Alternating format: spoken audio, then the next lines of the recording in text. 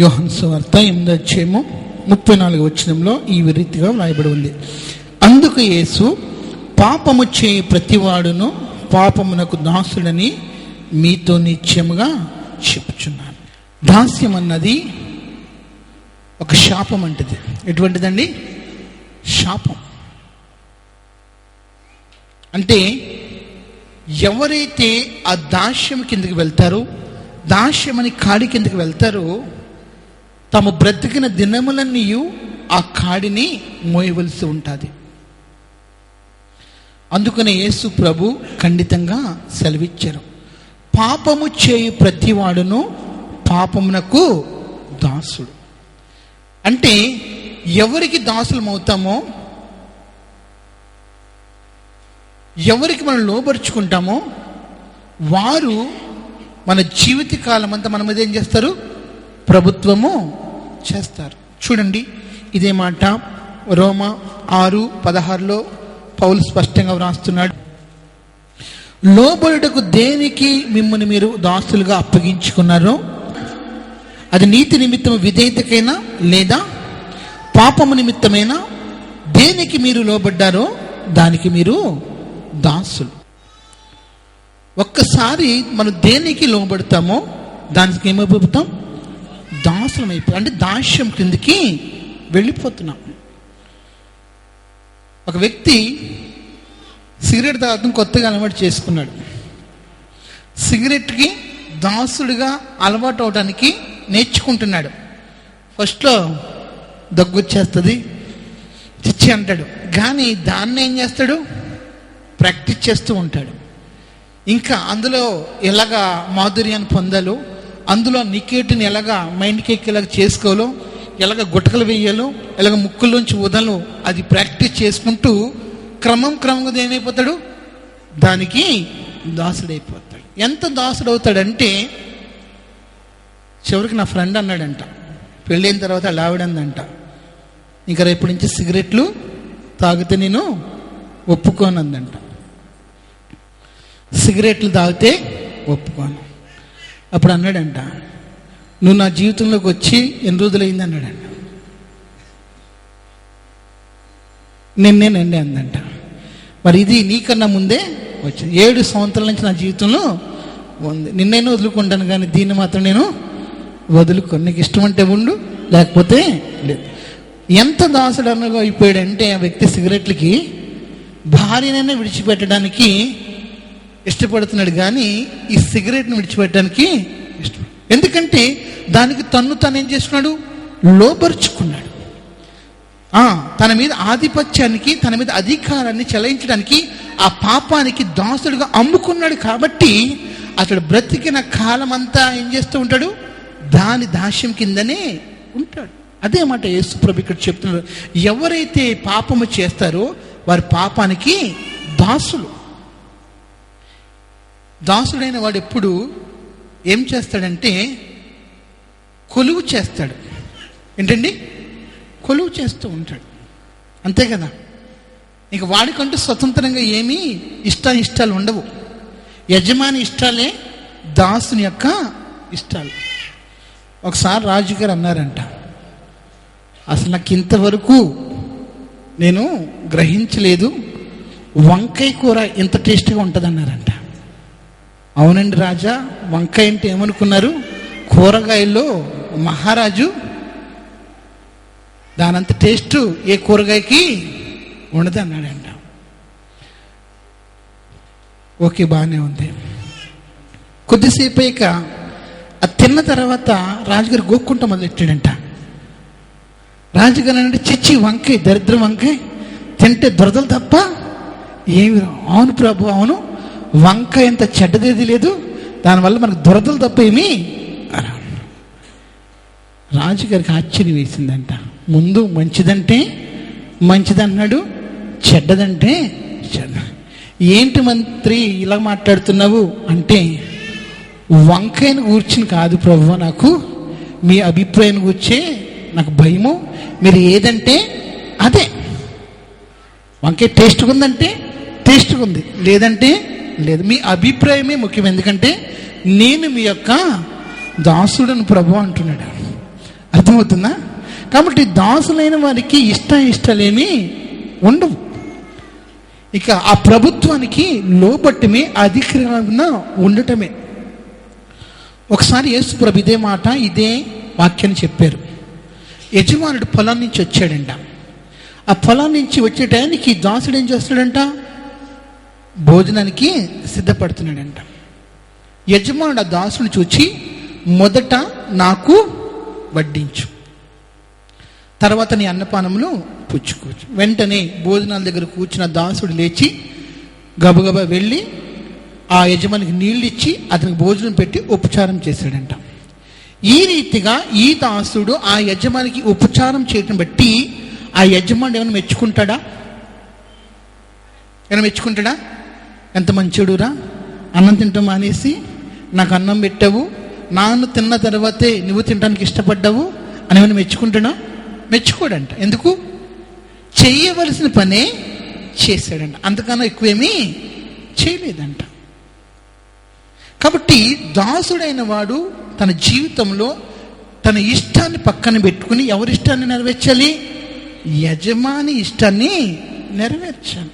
ఈరోజు పాపానికి నువ్వు దాసుడవుతే ఆ పాపం యొక్క ఇష్టాన్ని నువ్వు నెరవేర్చాలి. కొంతమంది ఉంటారు, పెళ్ళిళ్ళని కూడా పేరెంటాలని చుట్టాలు ఉన్నారు, బంధువులు ఉన్నారు, ఏమి లెక్కను మధ్యలోంచి వెళ్ళిపోతారు బ్యాచీలు. దేనికి? తాగుడికి. ఎక్కడ మా ఆయన, ఎక్కడ మా ఆయన, ఎక్కడ అన్న, ఎక్కడ తమ్ముడు, ఎవరు ఉండరు. వీళ్ళంతా ఎప్పుడు వస్తారు? భోజనాలన్నీ అయిపోయాక చివరి బ్యాచ్లో అందుకుంటారు. ఎన్నోసార్లు నేను చూసాను, ఎన్నో కుటుంబాల గొడవలు నేను పట్టుని చూశాను. పెళ్ళికి వచ్చి మీరు తాగుతారు, నా తల తీసేసినట్టుంది, అందరూ చెప్పుకుంటున్నారు మీ గురించి, అక్కడ మీ ఆయన లేడు, అక్కడ తాగుతున్నాడని. ఒకసారి ఒక ఆమె వచ్చింది, వాళ్ళ పాప నోవాలో బీఫార్మసీ చదువుతుంటే వస్తాడంట భార్యతో పాటు కుమార్తెను చూడటానికి. గేటు దాకా వస్తాడంట, మిస్ అయిపోతాడంట. ఒక గంట మిస్ అయిపోతాడంట. ఎక్కడికి వెళ్ళిపోతాడంట? త్రాగుడికి. వాళ్ళు వెళ్ళిపోయడానికి పికప్ చేసుకోవడానికి వస్తాడంట. ఎందుకు నేను చెప్తున్నానంటే, ఒక వ్యక్తి ఒక వ్యసనానికి, ఒక పాపానికి బానిస అయితే ఇంక తన ఇష్టాన్ని కాదు, ఆ యొక్క యజమాని యొక్క ఇష్టాన్ని నెరవేర్చడానికి నిత్యము పాటుపడుతూ ప్రయాసపడుతూ ఉండాలి. ఒక్కసారి పాపానికి నువ్వు అమ్ముకున్నావంటే, పాపం యొక్క దాస్యం కింద వచ్చావంటే, పాపానికి నువ్వు లోబడ్డావంటే, నీ జీవిత కాలం అంతా ఆ పాపం నీ మీద ఏం చేస్తుంది? ప్రభుత్వము చేస్తుంది. హల్లెలూయా చెప్దామా? చూడండి, 2 పేతురు 2వ అధ్యాయము 19 చదవండి. ఒకడు దేని వలన జయింపబడును దానికి దాసుడగును కదా. ఈరోజు ఒక్కడు దేని చేత జయింపబడనో దానికి దాసుడంట. హల్లెలూయా. నిజంగానే మనలో కూడా అనేక మంది అట్టి రీతిలోనే ఉన్నాం. అంటే కొన్ని విషయాలు మనం జయించలేకపోతున్నాం. దేని చేత జయింపబడుతున్నామో దాని దాస్యం కిందే ఉన్నాం. కొంతమందికి టీవీలు ఏంటి, టీవీ ఎంత అంటే ఎంత వాటికి ఎడిక్ట్ అంటే, ఎంత వాటి చేత జయింపబడ్డారంటే ఇంకా ఆ టైంలో పనేమీ చేయరు. ఎంత అర్జెంట్ అయినా ఏమీ చేయరు. ఆ టీవీ అవ్వాలి, ఆ సీరియల్ అవ్వాలి, ఆ టైము అవ్వాలి. కొంతమందికి సినిమాలు ఏంటండి, సినిమాలు. నా ఫ్రెండ్ ఒకడు ఉన్నాడు, బెన్నీపాలని, పాలకోల నుంచి భీమాను సైకిల్ వేసుకుని వెళ్ళేవాడంటే సినిమాలకి. ఎక్కడి నుంచి? పాలకోల నుంచి భీమవరం సినిమాలకి సైకిల్ వేసుకుని వెళ్ళేవారు. అంటే ఒక 30 కిలోమీటర్లు సైకిల్ దక్కుంటే వెళ్ళేవారు. దేనికి? సినిమాల కోసం. అంటే అంతగా సినిమా యొక్క ప్రభావము ఆ వ్యక్తి మీద ఉంది. అంతగా దాని చేత ఏం చేయబడ్డాడు? జయించబడ్డాడు. హల్లెలూయా చెప్దామా? హల్లెలూయా. ఈరోజు టీవీలు కానీ, వ్యర్థమైన మాటలు, ఇది కూడా పాపమే. ఏంటండి? వ్యర్థమైన మాటలు కూడా పాపమే. కొంతమంది ఎంత భక్తిగా ఉండాలనుకున్నా కంట్రోల్లో ఉండరు. ఏంటంటే వారి నోరు వారికి కంట్రోల్లో ఎప్పుడు ఏదో ఒకటి మాట్లాడుతూనే ఉంటారు. వాళ్ళని కూర్చి, వీళ్ళని కూర్చి, ఇతరులను కూర్చి, బంధువులను కూర్చి, స్నేహితులను కూర్చి, సంఘస్థులను కూర్చి, పాస్టర్ గారిని కూర్చి, పాస్టర్ గారిని కూర్చి మాట్లాడుతూనే ఉంటారు. అంటే వ్యర్థమైన మాటలు అనే పాపాన్ని ఏం చేయలేకపోతున్నారు, జయించలేకపోతున్నారు. కాబట్టి జీవించిన జీవితకాలం అంతా దేనికి దాసులు? ఆ వ్యర్థమైన మాటలకే దాసులు. హల్లెలూయా చెప్దామా? హైదరాబాద్ నుంచి చుట్టాలు వచ్చారు. హైదరాబాద్ నుంచి నిడదవోలు పక్కన చెట్టుపేటని చిన్న పల్లెటూరుకి వచ్చారు. ఈ అయ్యగారికి కిల్లీలు అలవాటు అంట. కిల్లీలు అంటే మా స్వీట్ కాదు, హాట్, జర్దా కిల్లీలు. ఈ జర్దా కిల్లీల గురించి పొద్దుట 5 గంటలకు మార్నింగ్ వాక్ 3-4 కిలోమీటర్లు ఎక్కడికి? నిడదవోలు. ఎక్కడో తెలియదు, ఊరు తెలియదు, ఏమీ తెలియదు, కానీ లెగిచాడు పొద్దుట తన చీకటితో వెళ్ళిపోయాడు. ఎక్కడికి? కిల్లీలకంట. దీనికి అంటే కిల్లీ లేకుండా పనేమీ అవదు. ఏ పని దినచర్య మొదలే అవ్వదు. ఆ కిల్లి నోట్లో పడాలి, తర్వాత బాడీలో మార్పులు రావాలి. అప్పుడే ఇంకా లేవటం కానీ, స్నానం చేయటం కానీ, ఆ మైండ్ సెట్ అవటం కానీ ఉంటుంది. అది పడనంత వరకు ఈ వ్యక్తులు ఏముండదు, నెమ్మది ఉండదు. నేను ఎందుకు చెప్తున్నానంటే, ఒకడు దేని చేత జయింపబడతాడో దానికి దాసుడు. ఈరోజు కనపడినవే చెప్పుకుంటాను, కానీ కనపడని పాపాలు మనలో ఎన్నో ఉంటాయి అంతర్లీనంగా. అది నీకే తెలుసు, నీ దేవునికే తెలుసు. నీలో ఏ పాపము నీ మీద ఏలుబడి చేస్తుందో, ఏ పాపానికి నువ్వు దాసుడు అన్నది నీకే తెలుసు. ఒకసారి పాస్టర్ గారు కిల్లికోట దగ్గర ఉన్నారు, నేను చికెన్ షాప్ దగ్గర ఉన్నాను. పాస్టర్ గారు కదా పలకరిద్దామని పక్కకు వచ్చాను. పాస్టర్ గారు చక్కగా కిల్లి కట్టించుకున్నాడు. పాస్టర్ గారు అనుకుంటున్నాడు, ఇది స్వీట్ కిల్లి, ఇంకేం తెలియదేమో అనుకుంటున్నాడు. అవి ఎప్పుడు చిన్నప్పుడే నవలేస్తాం మేము, ఇంటర్మీడియట్లోనే నవలేస్తాం. ఆ కిల్లి కొనుక్కుని బొగ్గుని పెట్టుకుని 2 గ్లాసులు తీసుకున్నాడు, ప్లాస్టిక్ గ్లాసులు. ప్లాస్టిక్ గ్లాసులు ఎందుకు తీసుకుంటారు? ఇంట్లో ప్లాస్టిక్ గ్లాస్ అవసరము? ఎలాగ స్టీల్ గ్లాసులు ఉంటాయి, గాజు గ్లాసులు ఉంటాయి. ప్లాస్టిక్ గ్లాసులు ఎందుకు తీసుకున్నాడు కూడా నాకు అర్థం కాలేదు. కన్ఫర్మేషన్ అడిగాను. అది ఆయన వెళ్ళిపోయాక కొట్టాయని, బాబు ఈ పాస్టర్ గారికి ఏమి ఇచ్చావయ్యా, ఏం కిల్లి ఇచ్చావంటే జర్దా కిల్లి అంట. ఏంటంట? పాస్టర్ గారు బొగ్గని జర్దా కిల్లి పెట్టుకుని 2 గ్లాసులు తీసుకుని వెళ్తున్నాడు. దేవుని కొరకు బ్రతకాలని ఉంది, దేవుని కొరకు జీవించాలని ఉంది, దేవుని కొరకు గొప్ప సేవ చేయాలని ఉంది. కానీ ఈ జర్దా కిల్లి ఉంది చూడండి, దానికి దాసుడిగా ఉన్నాడు. ఆ జర్దా కిల్లిని జయించలేకపోతున్నాడు. అర్థమవుతున్నాయి నా మాటలు? కొంతమంది బూతులు నా ముందే మాట్లాడుతున్నారు. ఎందుకు? అలవాటైపోయింది. ప్రార్థన చేయించుకోవడానికి వస్తారు, ఏదే మాటల్లో వెంటనే వచ్చేస్తాయి. ఏంటి? బూతులు.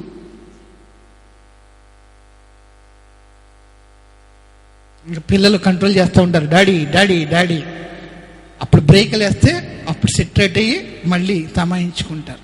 నేను ఎందుకు చెప్తున్నానంటే, ఎంత దేవుళ్ళు జీవించాలనుకున్నా కొన్ని బలహీనత విషయంలో మనకి జయము లేదు. ఇవన్నీ అది చిన్న పాపమైనా పెద్ద పాపమైనా, ఏ పాపమైనా దేని చేత నువ్వు జయించబడ్డావో, దేనికి నువ్వు దాసుడుగా ఉన్నావో, ఆ పాపము నిన్ను దేవుని యొక్క రాజ్యానికి ఏం చేస్తుంది? దూరం చేస్తుంది. హల్లెలూయా. ఏదో జరదా కిల్లి చిన్నదే కదా, టీవీ సీరియల్ చిన్నదే కదా, ఈ మాటలు చిన్నవే కదా, చిన్న బూతే కదా, చిన్న తిట్టే కదా, చిన్న అబద్ధమే కదా, చిన్న మోసమే కదా, చిన్నవే కదా అనుకు నువ్వు సమర్థించుకోకు. కానీ ఈ చిన్న పాపాలే దేవుని యొక్క ఉన్నతమైన రాజ్యం నుంచి నేను ఏం చేస్తాయి? దూరము చేస్తాయి. హల్లెలూయా చెప్దామా? హల్లెలూయా, హల్లెలూయా. మీకు మొన్న చెప్పాను, లోతుకున్న బలహీనత ఏంటి? ద్రాక్షారసం. అమ్మా, లోతు ద్రాక్షారసము ఆ బలహీనతను బట్టి, ఆ పాపము చేత, ఆ బలహీన చేత అతడు జయించబడి మత్తుడుగా ఉన్న సమయములో అతడు 2 హేయమైన జనాంగానికి తండ్రి అయ్యాడు, మోయాబీలకు, అమ్మోనీయులకు. ఇంకొక భక్తుడు అన్నాడు, ఆ భక్తుడి పేరు నోవా. ఈయన కూడా యథార్థవంతుడు, తన తరములో మంచివాడే, కానీ అతనిలో కూడా ఒక పాపము వెలుబడి చేసింది. అదేంటి? త్రాగుడు, ద్రాక్షారసం. చివరికి అతడు మత్తుడైపోయాడంట. వస్త్రహీనుడిగా తన గుడారంలో ఉన్నాడంట. వస్త్రహీనుడిగా పడి ఉన్న అతని యొక్క దేహాన్ని, నగ్నత్వాన్ని రెండో కుమారుడు చూచాడు. చూచడమే కాకుండా కానాను, వెరీ గుడ్, కానాను చూచడమే కాకుండా తిరిగి చూడమని తన సహోదరుని ప్రేరేపించాడు. అక్కడ యాక్చువల్గా తెలుగు బైబిల్లో ట్రాన్స్లేషన్లో లేదు, కానీ ఈ మూలమైన భాష ఏదంటే హిబ్రూ భాషలో వ్రాయబడింది ఏంటంటే, అతడు తన తండ్రి నగ్నత్వాన్ని ఎరిగి ఉండెను అని వ్రాయబడి ఉంది. ఎవరు? నగ్నత్వాన్ని కుమారుడైన కానాను ఎరిగి ఉండెను. కనుక ఆ రీతిగా ఎరిగి ఉండటానికి తన సహోదరుడు కూడా ఏం చేశాడు? ప్రేరేపించాడు. అంటే అప్పటి నుంచే నీచమైన, హేయమైన కార్యములు జరగడమో మన బైబిల్లో చూస్తున్నాం. నోవహు ఎంత నీతిమంతుడు ఉన్నప్పటికీ, తన తరంలో ఎంత నిందారహితుడు ఉన్నప్పటికీ, దేవుని చేత ఎంత ప్రేమించబడినప్పటికీ, దేవుని చేత ఎంతగా అతడు ప్రత్యేకించబడినప్పటికీ, తనకున్న బలహీనతను బట్టి అతడు మత్తుడయి గుడారంలో వస్త్రహీనుడిగా పడి ఉన్న సమయంలో జరిగిన పరిణామాలను బట్టి కానాను ఏం చేస్తాడు? శపిస్తాడు. కానాను నువ్వు యొక్క సహోదరునికి దాసుడుగా ఉంటామని. నేను ఎందుకు చెప్తున్నానంటే, ఎవరి జీవితంలో చూసినా ఏదో ఒక చిన్న బలహీనతను బట్టి వారు పరిపూర్ణము కాలేకపోతున్నారు. హల్లెలూయా. మన అందరి జీవితంలో కూడా మనకున్న బలహీనతను బట్టి మనం దేవుళ్ళు ఏమైపోతున్నాము? పరిపూర్ణము కాలేకపోతున్నాం. కాబట్టి ఏ పాపము చేత మనం జయింపబడుతున్నామో ఆ దాస్యం నుంచి మనం ఏం చేయాలి? బయటికి రావాలి. చూడండి, బైబిల్ నుంచి యాకోబు పత్రిక 1:14. ఎవరి హృదయాల్లో, ఎవరి మనసుల్లో, ఎవరి శరీరాల్లో ఈ యొక్క తుచ్చమైన అభిలాషలు ఏలుబడి చేస్తున్నాయో వారందరూ ఆ దురాశలకి ఏంటంట? దాసులు. దురాశ గర్భం ధరించి పాపం కనుక పాపము పరిపక్వమై మరణాన్ని కన్నదని బైబిల్ మనం స్పష్టంగా చదువుతున్నాం. హల్లెలూయా. చిన్ని చిన్న బలహీనతలు, చిన్ని చిన్న రుగ్మతలు, చిన్ని చిన్ని విషయాలు అనుకుంటున్నావేమో కానీ ఈ చిన్ని చిన్ని విషయాలు క్యుములేట్ చివరికి ఏంటంటే మరణాన్ని కంటే. హల్లెలూయా, హల్లెలూయా. అందుకని యేసు ప్రభు కూడా ఒక చక్కటి మాట చెప్పారు. ఏ దాసుడు ఇద్దరు యజమానులకు దాసుడిగా ఉండనేరడు. అర్థమవుతుందా? ఎవరు కూడా ఇద్దరు యజమానులకు దాసులుగా ఉండలేరు. ఈరోజు నువ్వు పాపానికి దాసుడుగాను యేసు ప్రభు దాసుడుగాను ఉండలేవు. నువ్వు పాపానికి దాసుడుగాను యేసు ప్రభు దాసురాలుగాను నువ్వు ఉండలేవు. నువ్వు ఉంటున్నానన్న మోసం చేసుకుంటున్నావేమో కానీ నీవైతే దేవునికి దాసురాలువు కాదు, నీవైతే దేవునికి దాసుడువు కాదు. ఎందుకంటే నువ్వు అంతకు ముందే పాపానికి ఏం చేస్తున్నావు? దాసుడు వైపోయావు, దాసురాలు వైపోయావు. కానీ లోకం నిమిత్తము, సంఘం నిమిత్తము, కుటుంబం నిమిత్తము, ప్రజల నిమిత్తము దేవునికి దాసుడిగా ఉన్నానని నువ్వేం చేస్తున్నావు? నటిస్తున్నావు. ఎందుకంటే నేనుగా చెప్పేది, దేవుడే చెప్తున్నాడు. ఎందుకంటే దేవునికి తెలుసు హృదయ రహస్యాలు అన్నీ ఆయన ఎరిగి ఉన్నాడు. నువ్వు దేని చేత బంధింపబడుచున్నావో, దేని చేత జయింపబడుతున్నావో, ఏ పాపము నీ మీద ఏలుబడి చేస్తుందో, ఏ పాపము నీకు యజమానుడిగా ఉందో ఆ దేవునికి తెలుసు. కాబట్టి ఏ దాసుడు ఇద్దరు యజమానులకి ఏం చేయలేడంట? దాసుడుగా ఉండలు. ఒకరిని ద్వేషించి ఒకరిని ప్రేమిస్తాడంట. నేను దుబాయ్లో ఉన్నప్పుడు ముస్లిమ్స్కి 40 రోజులు ఫాస్టింగ్ చేస్తారు. 40 ఏమో 30 ఏమో 30 రోజులు ఫాస్టింగ్ చేస్తారు. ఆడి పేరు గఫూర్, వైజాగ్ వెల్డరు. పొద్దునుంచి ఫాస్టింగ్లో ఉంటారు. పొద్దుట అతనికి అలవాటు ఏంటంటే తంబాకు అంటే పొగాకు సున్నం కలుపుకొని బాగా నూరుకుంటారు, చేతుల్లో నూరుకుని కొట్టుకుని వండ చేసుకుని బొగ్గ పెట్టుకుంటారు. ఆ రోజు నా ముందే డబ్బా తీసి ఇంకా నేను తిన్నని ఇసిరేసాడు. డ్యూటీకి వెళ్ళే ముందు 6 గంటలకి. మంచిది అనుకున్నాం. సాయంకాలం 5 గంటలకు వచ్చి నెతుక్కుంటున్నాడు. తుప్పులు ఎక్కడ పడిపోయిందండి. కొంతమంది బ్రతకాలనుకుంటారు, దేవుని కొరకు బ్రతకలేరు. ఎందుకు? ఆల్రెడీ పాపానికి దాసు. దేవుని కొరకు జీవించాలనుకుంటారు, జీవించలేరు. ఎందుకు? పాపానికి దాసు. దేవుని కొరకు ఏదో చేయాలనుకుంటారు, ఏమీ చేయలేరు. ఎందుకు? పాపానికి దాసులు. అందుకని ఏ దాసుడు ఇద్దరు యజమానులకు దాసుడిగా ఉండనేరు. చూడండి, బైబిల్లో 1 పేతురు 2:18. దాసునికి ఎప్పుడు భయమే. ఏముంటుంది? భయము, ఆందోళన. రోజు అడిగి తెలుసు, ఈ పాపం చేస్తే దాని పరిణామం ఏంటో తెలుసు, వ్యభిచారం చేస్తే వచ్చేది ఎయిడ్స్ అని తెలుసు, భయం ఉంటుంది. కానీ ఏమైపోయాడు? పాపానికి దాసుడు. సొలొమోను కూడా అంతే, సేమ్ ప్రాబ్లం. సొలొమోను కూడా వ్యభిచారానికి ఏమైపోయాడు? దాసుడు అయిపోయాడు. దేవుడు సొలొమోన్ని దర్శించి భూరాజుల్లో ఏ రాజు నీ వంటి వాడు పుట్టడు, పుట్టబోడు అన్నాడు. యేసుప్రభు ఒక్కడే సొలొమోను కన్నా గొప్పవాడు.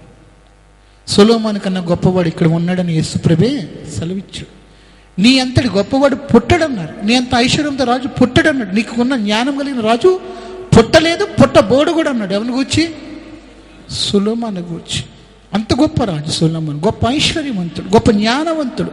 అతని నోట నుండి వచ్చి మాటలు వినడానికి అనేక దేశాల నుంచి ప్రజలు వచ్చి అతని పాదాల దగ్గర కూర్చుండేవారంట.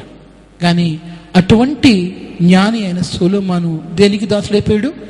వ్యభిచారానికి దాసుడైపోయాడు. ఎంతగా దాసుడైపోయాడు అంటే, ఈ వ్యభిచార ఆత్మ లేకపోతే ఆ అన్య స్త్రీలు ఎంతగా ప్రభావం చూపారంటే, ఏ దేవుడి చేత దీవించబడ్డాడో, ఏ దేవుని చేత ఆశీర్వదింపబడ్డాడో ఆ దేవుని విడిచిపోనట్లుగా ప్రేరేపించాడు. చివరికి ఆ దేవునికి కాదు, ఇప్పుడు బయలుదేవతలకు ఏం కట్టాడు? బలిపీఠాలు కట్టాడు. బయలుదేవులకు బలిపీఠాలు కట్టి వాటి మీద ధూపం వేసి వాటిని ఆరాధించాడు. ఎవరు? సొలొమోను. దేవుడు మళ్ళీ ప్రత్యక్షమాడు, సొలొమోను నువ్వు చేస్తుంది పాపం, సొలొమోను నువ్వు మార్గాన్ని మార్చుకో, విడుదల పొందనుకున్నప్పుడు సొలొమోను మారలేదు. ఎందుకంటే అంత ప్రభావము అతని మీద ఉంది, వ్యభిచారం యొక్క ప్రభావము అతని మీద ఉంది. దాని చేత కట్టబడ్డాడు, దాని చేత బంధించబడ్డాడు, దాని చేత జయించబడ్డాడు, దానికి దాసుడైపోయాడు. కాబట్టి ఏ వ్యభిచార స్త్రీలైతే చేయమన్నారో ఆ పనులన్నీ చేసి దేవుని చేత త్రోసివేయబడిన వాడు ఎవరు? సొలొమోను. జ్ఞానవంతుడు సొలొమోనే, తిరిగి దేవుని చేత త్రోసివేయబడిన వాడు కూడా సొలొమోనే. ఎందుకు? పాపాన్ని చేయించలేకపోయాడు, పాపము అతని మీద ప్రభుత్వము చేసింది. హల్లెలూయా. ఒక దాసునికి, ఎవడైతే పాపానికి దాసుడు ఉంటాడో వాడి జీవితకాలం అంతా ఏముంటుంది? భయమే ఉంటుంది. తెలుసు, సిగరెట్లు తాగితే హార్ట్ అటాక్ వస్తుంది తెలుసు, అయినా తాగుతారు. ఎందుకు? భయం ఉంటుంది, నాన్న ఏమైపోతుందో. కానీ దానికి దాసుడు, మానలేడు, విడుదల పొందుకోలేడు. నాకు ఒక బాబాయ్ ఉన్నారు, హార్ట్ అటాక్ వచ్చింది.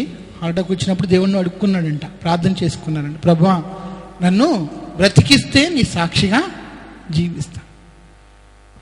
తీసుకున్నాడు తీర్మానం, దేవుడు బ్రతికించాడు. కానీ తీర్మానంలో నిలవలేకపోయాడు. ఇప్పుడు ఏం చేస్తున్నాడు? రెండింటిని బ్యాలెన్స్ చేసుకున్నాడు. ఇటు దేవుడు, ఇటు తాగుడు, ఇటు దేవుడు, ఇటు తాగుడు. రోజు సాయంకాలం తాగేటు, సిగరెట్లు తాగకూడదని డాక్టర్లు చెప్పినా సిగరెట్లు తాగే. ఎప్పుడైనా కొద్దిగా బీపీ పెరిగి కొద్దిగా ఒంట్లో నలత కలత ఉందంటే లైట్లన్నీ వేసేస్తాడంట. నైట్ కీర్తన పుస్తకం పట్టుకుని మొత్తం తెల్లదాకా పాటలే పాడతాడంట. ఏంటి, పడుకుంటే చచ్చిపోతానేమో, మళ్ళీ వచ్చేస్తుంది మీ హార్ట్ అటాక్, అసలు ఈరోజు బీపీ బాగాలేదు, గుండె దడగా ఉంది అనేసి మొత్తం కీర్తన పుస్తకం పాటలన్నీ పాడేస్తాడు తెల్లారిదాకా. జనానికి అర్థమైపోద్ది, ఈరోజు బాగాలేదు అనుకుంటే అయ్యగారికి పాటలు పాడుతున్నాడు, దేవుడు గుర్తుకొచ్చాడని. భయము లోన, తాగితే చచ్చిపోతామని తెలుసు, కిడ్నీలు పాడైతే ఏం తెలుసు, లివర్ ఫంక్షన్ పోతుంది. అయినప్పటికీ దానికి ఏమైపోయాడు? దాసుడైపోయాడు. ఎవరైతే పాపం అనే దాస్యం కింద ఉంటారో, ఎవరైతే పాపం చేత జయించబడతారో, వారు జీవించిన జీవితకాలం అంతా భయంతోనే జీవించవలసి వస్తుంది. కాబట్టి ఎవరైతే పాపానికి దాసులుగా ఉన్నారో, ఎవరైతే పాపం చేత బంధింపబడి ఉన్నారో, ఎవరైతే పాపంకి ఆధిపత్యం మీద ఉన్నారో, వారు దేవుణ్ణి సంతోషపరచలేరు. ఈరోజు ఒకడు దేని చేత జయింపబడినో వాడు దానికి దాసుడు అంట. నీలో కోపం చేత నువ్వు జయించబడ్డావు అనుకో, నువ్వు కోపానికి దాసుడువు. నువ్వు అపత్రమైన తలంపుల చేత జయించబడ్డావు అనుకో, నువ్వు దానికి దాసురాలువు. నువ్వు పోర్నోగ్రఫీ, బ్లూ ఫిలాలకి చేత జయించబడ్డావు అనుకో, నీ జీవితకాలం అంతా దానికి దాసుడువు. నువ్వు వ్యంగ్యమైన మాటలకు లేకపోతే సరస్సోక్తులకు చేత జయించబడ్డావు అనుకో, నీ జీవితకాలంలో దానికి దాసుడువు, దాసురాలువు. ఇలాంటి వారు దేవునికి దాసులుగా ఉండలేరు. ఎందుకంటే ఏ వ్యక్తి ఇద్దరు యజమానులకు దాసుడుగా ఉండలేరు. హల్లెలూయా చెప్దామా? హల్లెలూయా. అంతేకాకుండా ఈ దాసులు ఎప్పటికీ వారసులు కాలేరు. చూడండి బైబిల్ నుంచి ఆదికాండము 21:10 చూడండి. ఈ దాసిని, దీని కుమారుని వెళ్ళగొట్టము. ఈ దాసి కుమారుడు నా కుమారుడని ఇస్సాకుతో వారసుడై ఉండుడని అబ్రహాముతో అని. దాసులు, పాపానికి దాసులైన వారు వారసులు కాలేరంట. దేనికి? దేవుని యొక్క రాజ్యానికి. హల్లెలూయా చెప్దామా? హల్లెలూయా. ఈరోజు ఏ పాపము నీలో ఏలుబడి చేస్తున్నా, ఏ పాపము దాస్యం కింద ఉన్నా, నీవు దేవుని యొక్క రాజ్యానికి వారసుడవు, వారసురాలువు కాలేరు. నిజమే, అబ్రహాముకే పుట్టాడు ఇష్మాయేలు. అయినప్పటికీ ఏమంది? ఇది దాసి కొడుకు, నీ కొడుకు కాదు, దాసి కొడుకు. వీళ్ళు నా కొడుకుతో వారసులు కాలేరు. కాబట్టి వీళ్ళని వెళ్ళగొట్టమంది, శారా హాగర్ని వెళ్ళగొట్టమంది. కాబట్టి దాస్యం కింద ఉన్నవారు ఎప్పటికీ దేవుని రాజ్యానికి వారసులు కాలేరు. హల్లెలూయా చెప్దామా? హల్లెలూయా. అబ్రహాముకి ఎంత దుఃఖాన్ని బాధని కలిగించినప్పటికీ కూడా దేవుడు కూడా అదే చేయమన్నాడు. ఎవరిని? అబ్రహాము వెళ్ళగొట్టమన్నాడు. దేవుడు కూడా నీ భార్య అయిన శారా చెప్పినట్లు నీవు చెయ్యి. నిజంగానే దాసుడు వెళ్ళగొట్టబడ్డాడు, దాసి వెళ్ళగొట్టబడింది. ఈరోజు మనము ఏ పాపానికి దాసులు ఉన్నామో ఒకనొకటి తినన్న దేవుని చేత ఆయన సన్నిధి నుంచి వెళ్ళగొట్టబడదాం. అది ఏ పాపమైనా సరే, ఏ బలహీనత, ఏ రుగ్మత అయినా సరే, నువ్వు దేనికి దాసుడిగా ఉన్నావో, దేని చేత బంధింపబడి ఉన్నావో, దాని చేత నువ్వు దేవుని రాజ్యానికి వారసురాలు కావు. చూడండి యోహాను సువార్త 8:35 యేసు ప్రభు కూడా ఇదే మాట అన్నారు. దాసుడు ఎల్లప్పుడూ ఇంటిలో నివాసము చేయడు, కుమారుడు ఎల్లప్పుడూ నివాసము చేయను. హల్లెలూయా. ఇంటిలో నివాసం చేయవాడు ఎవరు? కుమారుడు, వారసుడు. ఇంట్లో నివాసం చేయనివాడు, బయట ఉండేవాడు ఎవరు? దాసుడు. ఈరోజు ఏ పాపానికి మనం దాసులుగా ఉంటామో మనము దేవుని ఇంటిలో నివాసము చేయలేం. అది చిన్నదని నువ్వు సమర్థించుకోవద్దు. చిన్న పాపాలు అని నువ్వు విడిచిపెట్టక్కర్లేదు. ప్రతి పాపానికి అంతము మరణమే. పాపము పరిపక్వం ఏం కందంట? మరణానికి. అవి వ్యర్థమైన మాటలైనా, వ్యర్థమైన తలంపులైన, ఆలోచనలైన, కోపమైన, అసూయైన, మత్సరమైన, వివాదమైన, అల్లరైన, భూతులైన, సరసక్తులైన, ఇవేమైనా దేవుని దృష్టికి పాపాలే. ఈ పాపాలు పరిపక్వమే నిన్ను దేవునికి రాజ్యం నుంచి ఏం చేస్తాయి? దూరము చేస్తాయి. కాబట్టి నీ జీవితంలో దేవునికి నువ్వు దాసుడిగా ఉండాలి, కానీ పాపానికి దాసుడిగా ఉండకూడదు. నువ్వు నిజంగా ఈనాటికి ఏది పాపం చేత జయించబడ్డావో ఆ పాపం నుండి ఏం చేయాలి? విడుదల పొందుకోవాలి.